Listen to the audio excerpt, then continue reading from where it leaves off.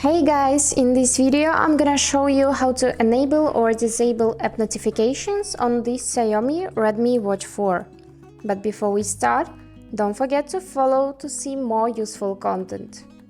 So firstly, make sure that your watch is connected to the phone via Bluetooth and Mi Fitness app. Now we need to go to this app, open it and select device. Here go in app notifications, and now you need to choose from which apps you want to receive notifications.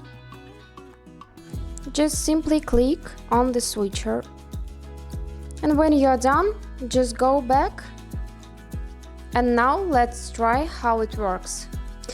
As you can see, I have received notification from WhatsApp, but unfortunately I cannot answer a person by tapping.